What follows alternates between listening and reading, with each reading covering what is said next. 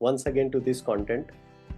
Today, one of the important facts in entire real estate sector, the revolutionary step which was taken in 2016, which is RERA, Real Estate Regulation Act. I'll discuss few points, important points about RERA, why it was discovered and why it was highly needed, and what has happened before that and what is happening after implementing this act into all states of India. So let's jump into the discussion. I'll share the screen now for you. I have a special mind map for you. We'll quickly cover one important analogy or a case study. Let's say, imagine a guy named Akshay came to Pune after completing his graduation. Maybe he must be coming from Delhi, let's suppose. और पुणे में वो आया. He wants to go for his own dream house in Pune because after completing his graduation, he joined Pune with a software company. Okay, and this has happened in 2011, and the project in which he booked a flat was under construction in 2011. Remember, and the possession for this particular flat was scheduled in mid 2013. तो 2011 में उसने flat लिया जो कि under construction property थी. 2013 में उसका completion होना था, बट दिसंबर 2013 आ गया, फिर भी उसका कंप्लीशन नहीं मिल रहा है. So he was little worried. He started argument with the parties, but no one had any solution because that was completely out of his control, and even there was no way to have a proper protection against his rights with builder or developer. So that was the issue, and Akshay was waiting for his dream house और उसको नहीं मिल रहा था, जबकि उसको कहा गया था कि mid 2013 में मिल जाएगा. But there is no provision, no act supporting his argument, listening to his grievances. This was the problem back 2011 and 13. So similarly, many like Akshay found themselves trapped in the investing under construction properties, particularly. Under construction property में ये किस्से बहुत बार होते थे. Reason being because there was no law protected these people. Under construction में जिनकी property अटक गई है, बहुत से लोगों की, आप जो सुन रहे हो उनमें से भी बहुत से लोगों के साथ ये किस्सा हुआ होगा भारत के अलग अलग शहरों में भी. So builders would file for bankruptcy. कई बार ऐसा होता था कि बिल्डर के पास पैसा ही नहीं है, प्रोजेक्ट शुरू हुआ पर समहाउ कुछ गड़बड़ी हो गई और वो उसने बैंक्रप्सी के लिए फाइल कर लिया. तो जो फ्लैट के ओनर्स थे जिन्होंने फ्लैट बुक किया था, उनका क्या होगा? There was no law, no provision for it. तो उनका क्या होगा? So individually they lodge a complaint and then regular law के तहत उनका जो होना था वो होता. But there was no special law for real estate. That was in back in 2011-2013. Even the blueprints would get altered. जो बिल्डिंग का प्लान है, फ्लैट के प्लान्स है, वो इनको पूछे बिना, जो फ्लैट ओनर्स है उनको पूछे बिना ही चेंज किए जाते थे. So there was no regulation at all, and no reliable channel to address these issues. So in short, there was no regulatory body for real estate at that time. So the people like Akshay were facing a lot of problems while buying property. और इसी की वजह से under construction property के तरफ देखने का नजरिया भी लोगों का बदल चुका था. उनको पता था कि अंडर कंस्ट्रक्शन प्रॉपर्टी सस्ती में मिल सकती है. वो सस्ती होने के बावजूद लोग उसमें इन्वेस्ट नहीं करना चाहते थे, क्योंकि 100 में से 50 बार 50% भी चांस है अगर मैं फंस गया, तो there was no provision, no protection layer from any act to protect these kind of investments. So that was a problem for a real estate sector as a whole. Unlike other regulatory bodies, आप देखते हो सेबी जो है वो share market को regulate करता है, standardise करता है. आरबीआई बैंकिंग सेक्टर के लिए है, बैंकिंग के rules regulations, CRR ratios and all, बहुत सी पैरामीटर्स आरबीआई तय करता है, इनडायरेक्टली रेगुलेट करता है. ट्राई टेलीकॉम सेक्टर के लिए। तो इस तरह से रियल इस्टेट सेक्टर, जो कि भारत का एक बहुत बड़ा सेक्टर है, there was no regulatory body till 2016। Yes, 2016 तक कोई भी ऐसी प्रोविजन नहीं थी। कई सारे ऐसे केसेस हुए, तब जाके गवर्नमेंट को समझ में आया कि there has to be some regulatory body, because real estate बहुत बड़ा सेक्टर है, it is contributing a major component in GDP. So RERA was introduced and RERA was applicable even now for only under construction projects, residential and commercial, and only where number of flats and apartments are more than 8। अगर 8 से ज्यादा apartment या flat उस building में है तो RERA applicable, वो building RERA के अंडर रजिस्टर्ड होनी चाहिए, या अंडर कंस्ट्रक्शन प्रॉपर्टी है तो। और कौन सी प्रॉपर्टीज नॉट एप्लीकेबल है रेरा के तहत, वो है रीडेवलपमेंट। कई सारे प्रोजेक्ट्स जो पुरानी बिल्डिंग्स होती है उनको गिरा के रीडेवलप किया जाता है, उन बहुत से केसेस में रेरा एप्लीकेबल नहीं होता है। So RERA, introduction of RERA is very important. It gives solution in these steps, like potential buyers across nation we are losing confidence. जैसे मैंने पहले एग्जाम्पल में बताया कि बहुत से लोग डर रहे थे इन्वेस्ट करने के लिए, एनआरआईज भी, इंडियंस भी, स्पेसिफिकली अंडर कंस्ट्रक्शन प्रॉपर्टी के लिए। तो उनका डर रेरा के आने से खत्म हुआ। So they started believing that yes, अगर कुछ गलत होता है तो there is an act which will take care of my rights. Government streamlined the process by passing this law. RERA stands for real estate regulation act, established or started in 2016. This compels developers to inform buyers about the progress of project. जो buyers है, मान लीजिए 18-20 flat की scheme है जिसमें से 10 flat under construction cell हो चुके हैं, बुक हो चुके हैं, और अगर उसमें कुछ भी चेंज आता है या कौन सी स्टेज में अभी कंस्ट्रक्शन है, वो अगर समझना है तो बायर को बिल्डर के पास आने की जरूरत नहीं। बिल्डर को इस लॉ के तहत कंपलसरी है कि कौन से स्टेटस पे है, अभी कौन सा स्लैब चल रहा है, क्या डेवलपमेंट्स है मेरे स्कीम के बारे में, वो सब एक पोर्टल के जरिए सभी बायर्स को फ्री में पहुंचना चाहिए। So this is a wonderful step to have a clear transparency between buyers and builders. Penalises builders in case of delays. अगर डिले होता है, जो तय सीमा की गई है कि मान लीजिए 2016 में प्रोजेक्ट शुरू हुआ, 2017 के मई तक ये खत्म होना है, अगर ये डेडलाइन आपको पहले दी गई है रेरा के तहत, तो अगर वो डिले हो चुका है तो उसके लिए पेनल्टी लगेगी बिल्डर को, और ये पूरा डॉक्यूमेंटेड होगा। तो उसके लिए आपको अप्लाई करना नहीं होगा, वो ऑटोमेटिकली जनरेट होकर वो पेनलाइज होगा, और ये पेनलाइज होगा इस डर से बिल्डर ऑलरेडी उसका प्रोविजन करता है कि वो किसी भी तरह से डिले ना हो। तो इसके वजह से बायर्स के, इन्वेस्टर्स के राइट्स को प्रोटेक्ट किया जाता है। So they are feeling safe in Indian real estate environment after 2016. So this is a beautiful step taken by government. And developers now needs to have escrow account. This is an important step to hold 70% of funds received from buyers. पहले क्या होता था RERA के पहले, कि जब भी मान लीजिए अक्षय ने, अपना अक्षय एग्जाम्पल बहुत अच्छा है, अक्षय ने 2017 में फ्लैट बुक किया और 50 लाख का फ्लैट था, तो 25 लाख उसने पे कर दिए 1-2 इंस्टॉलमेंट में।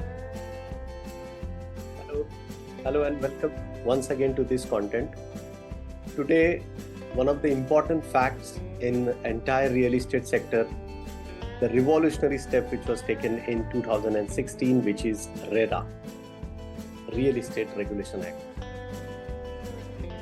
I'll discuss few points, important points about RERA, why it was discovered and why it was highly needed, and what has happened before that. Under construction property में उसका 70% amount will go into escrow account. Escrow account मतलब ऐसा account कि जिसके लिए आपको permission लगेगी उस अमाउंट से आपको खर्चा करना है। सीएज होते हैं, उसका ऑडिट होता है, उसके जरिए आपको स्टेप बाय स्टेप आपके ही प्रोजेक्ट को, आपके 10 प्रोजेक्ट चल रहे हैं सिटी में, पर जिस प्रोजेक्ट का रेरा नंबर आपने लिया है, जिस प्रोजेक्ट के लिए बायर ने वो पैसा दिया है, वो पैसा उसी प्रोजेक्ट के लिए लगेगा एस्क्रो अकाउंट के तहत, एंड वो अमाउंट टोटल 70% उसमें मेंटेन करना।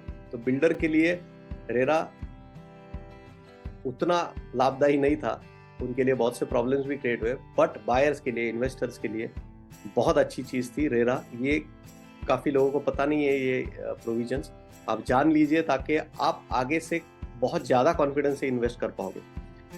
और बायर्स कैन नाउ पे ऑन कारपेट एरिया। अलग अलग शहरों में, अलग अलग स्टेट्स में carpet area, built-up area, super built-up area, इनके अलग अलग फॉर्मूला।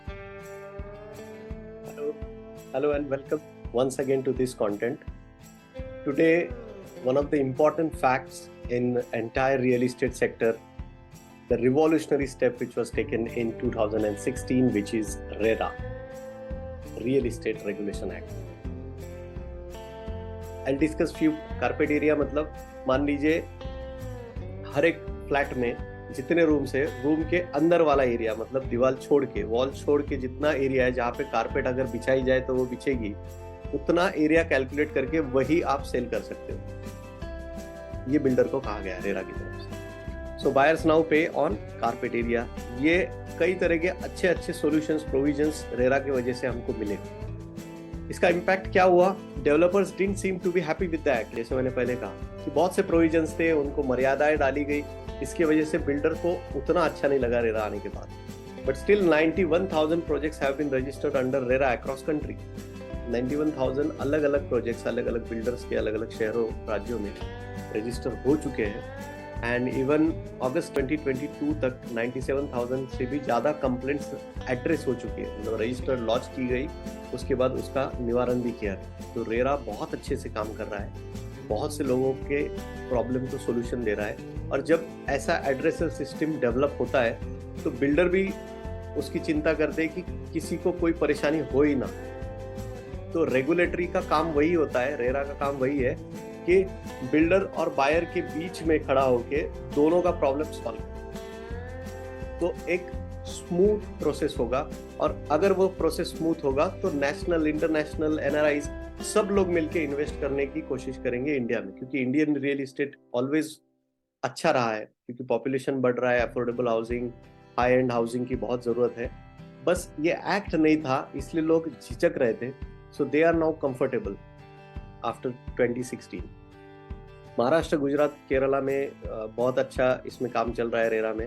हर एक राज्य का अलग अलग रेरा है। जैसे रेरा नेशनल लेवल पे रेरा कहा जाता है, रियल इस्टेट रेगुलेशन एक्ट, और अगर महाराष्ट्र में है तो उसको महारेरा कहा गया है। इस तरह से अलग अलग राज्यों में अलग अलग उसका ही एक वर्जन लिया गया है। But overall the basic idea of the act and protecting the rights is similar. Authorities have been fairly successful in taking action against projects that have exceeded deadlines. जिनकी डेडलाइन चूक चुकी है उनको पेनलाइज किया गया, उन्होंने एक्शन उस पर लिया है। सो this is a good impact on the real estate sector. Future क्या है इसमें? With the rise of per capita income, जैसे आप देख रहे हो कि गवर्नमेंट एम्प्लॉइज को अलग अलग पे कमीशन आ रहे हैं, इनकम उनका बढ़ रहा है, डीए बढ़ रहे हैं, प्राइवेट में भी जॉब्स बढ़ रहे हैं। आईटी कंपनीज के आप देखोगे तो पे राइज आ रहे हैं, बहुत से पैकेजेस अलग अलग मिल रहे हैं, नए जॉब्स क्रिएट हो रहे हैं। मेक इन इंडिया की वजह से प्रोडक्शन कैपेसिटी बढ़ रही है, तो overall standard of living and per capita income is increasing. That's why real estate sector will boom in coming 5 years। तो उसके लिए रेरा के वजह से और एक प्रोटेक्टिव लेयर बना है इन्वेस्टर्स के लिए। So this is a good sign. So future is bright for Indian real estate sector. Keen interest in higher standard of living across metro cities. लोग चाहते हैं कि सिटीज में जाए, अच्छे बड़े बड़े सोसाइटीज, गेटेड कम्युनिटीज में सिक्योर एनवायरनमेंट में रहे, लग्जरियस फ्लैट, लग्जरियस विलास, बंगलोज को लेने की भी कैपेसिटी लोगों की बढ़ चुकी है। However with RERA potential buyers will have a layer of protection. जैसे मैंने कहा कि एक लेयर ऑफ प्रोटेक्शन हो गया तो लोग कंफर्टेबल महसूस कर रहे हैं कोई भी डील ट्रांजैक्शन करते वक्त। One can expect significant growth in real estate sector, absolutely।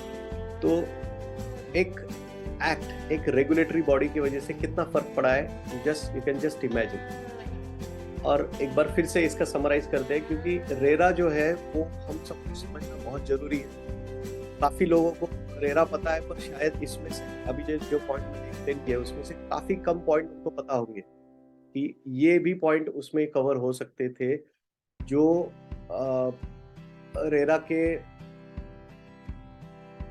पूरे इम्पैक्ट जो है, मतलब जितने उनके प्रोविजंस है वो शायद सबको पता ना हो। काफी लोगों को रेरा की साइड भी नहीं पता है, जहाँ पे जाके वो अपना जो प्रोजेक्ट जिसके लिए वो शॉर्टलिस्ट कर चुके हैं, जो प्रोजेक्ट वो इन्वेस्ट करना चाहते हैं, आइडियली उसके लिए उनको रेरा के उस राज्य के रेरा के साइट पे जाके वो नंबर डाल के, रेरा रजिस्ट्रेशन नंबर, उसके प्रोजेक्ट डिटेल पूरी तरह से पढ़ना चाहिए। तो क्योंकि इसका अवेयरनेस नहीं है, इसी के लिए ये वीडियो मैं बना रहा हूँ, ताकि इन्वेस्टर्स, वर्किंग प्रोफेशनल्स, एजेंट्स, इनको जानकारी मिले कि रेरा कितना अच्छा कायदा है और किस तरह से आप उसको पोर्टल को एक्सेस करके यूज कर सकते हो। तो let us summarise all the important features. जैसे कहा गया था, एस्क्रो अकाउंट है, सीए और ऑडिट्स के जरिए वो अमाउंट बिल्डर उसी प्रोजेक्ट में यूज कर सकता है। तो बायर्स ने दिए हुए पैसे का किसी और जगह यूज बिल्डर नहीं कर पाता है। Carpet area, built-up area, super built-up area, इनके डेफिनेशन तय हो गए and those are generalised all over India. Equal interest penalty clause, मतलब जैसे मैंने कहा कि रेरा दोनों के बीच में, अगर बायर भी डिफॉल्ट करता है, कुछ गलती करता है, या बिल्डर भी कोई गलती करता है, डिले करता है, तो दोनों के लिए इंटरेस्ट इक्वली पेएबल। तो इसकी वजह से बिल्डर भी कई केस में, अगर इन्वेस्टर कोई गलती करता है तो बिल्डर को भुगतना पड़ता था। तो बिल्डर भी सेफ है, बायर भी सेफ है। तो both of them are equally comfortable to go with the deal. Then completion and occupancy certificate, ये जनरलाइज किया गया ऑल ओवर द नेशन कि आपको कंप्लीशन सर्टिफिकेट देना होगा, ऑक्यूपेंसी सर्टिफिकेट देना होगा, और approval plans which are publicly available now. There is a portal on which you can have all the data, all the access to plans, what is the status of the project, what are different changes or alteration। मान लीजिए, ये आगे वाला point वही था, any alteration of the plans। अगर कोई alteration, hello and welcome once again to this content today। One of the important facts in the entire real estate sector, the revolutionary step which was taken in 2016, which is RERA, Real Estate Regulation Act.